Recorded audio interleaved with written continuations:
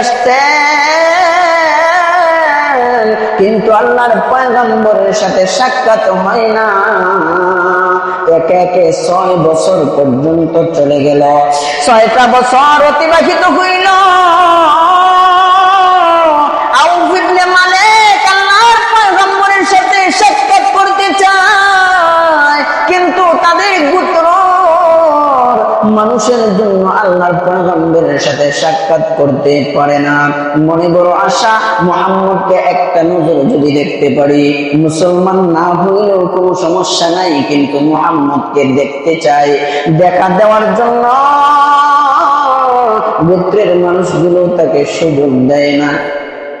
হঠাৎ করে আউফ ইবনে মালিক রাতের বেলায় ঘুমিয়ে গেলেন।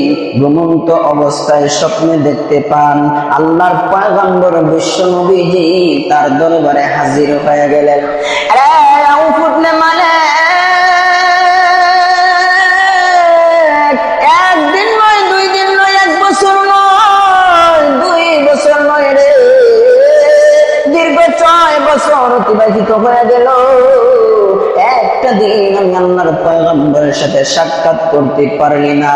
এরে আউফ ইবনে মালিক, আর কয়েক বছর যদি চলে যায় আমি পয়গম্বরকে পাইবি না, আমি নবী দুনিয়া থেকে বিদায় হয়ে যাব। এরে আউফ ইবনে মালিক, আমি পয়গম্বরের সাথে সাক্ষাৎ করতে কি তোমার মন চায় না? আল্লাহর পয়গম্বর স্বপ্নে আউফ ইবনে মালিককে ডাইকা ডাইকা কথাগুলো বললেন।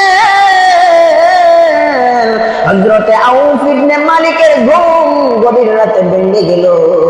বিবিকে ডাক দিয়ে বলে, ওরে বিবি, আমি 6টা বছর পর্যন্ত অপেক্ষায় আছি আল্লাহর পয়গম্বরের সাথে কোন সময় আমি সাক্ষাৎ করব, কিন্তু আমার গোত্রের মানুষের কারণে আমি পারি না।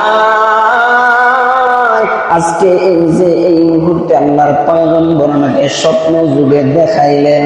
আরে বিবি, আমি আর থাকতে পারলাম না। এই যে ঘর থেকে বাহির হইয়া আল্লাহর পয়গম্বরের সাথে সাক্ষাৎ করার জন্য রওনা হয়ে গেলাম। এই বলে বিবির কাছ থেকে বিদায় নিয়া রাতের গভীরে আল্লাহর পয়গম্বরের দরজার মধ্যে গিয়ে নক করলো, আওয়াজ দিল। আল্লাহর পয়গম্বর দরজাটা খুলিয়া তাকা দেখে একজন অপরিচিত লোক আল্লাহর পয়গম্বর জীবনে কোনোদিন দেখলেন না। ডাক দিয়া বলেন, আপনার পরিচয় কি? বলে, আমার পরিচয় হলো আমি আউফ ইবনে মালিক। ওগো পয়গম্বর, আজকে রাতের বেলায় আপনি স্বপ্নে দেখিয়েছেন আমিও হইলাম সেই আউফ ইবনে মালিক। ও পয়গম্বর, আপনার চেহারা যে এত সুন্দর, মানুষ আপনাকে পাগল বলে গালি দেয়। এত সুন্দর চেহারার অধিকারী মানুষ কোনোদিন পাগল হইতে পারে না। সুবহানাল্লাহ। আল্লাহর পয়গম্বরের চেহারা মুবারকের দিকে তাকাইয়া আউফ ইবনে মালিক বলে, ও পয়গম্বর, মদিনার মানুষেরা অনেকেই আপনাকে পাগল বলে, কিন্তু আপনি তো সত্যিকারের পাগল নয়। আল্লাহর পয়গম্বরের কথাগুলো শুনে ডাক দিয়া কয়, নবী, আপনি কোনদিন পাগল হইতে পারেন না। পাগল মানুষের কথাবার্তা বললে শুনলেই বোঝা যায় সে যে পাগল, কিন্তু আপনার কথাগুলো এত সুন্দর, চেহারা এত সুন্দর, ও পয়গম্বর, আপনি পাগল হইতে পারেন না। আমি সাক্ষী দিলাম আল্লাহর পক্ষ থেকে প্রেরিত আপনি রাসূল।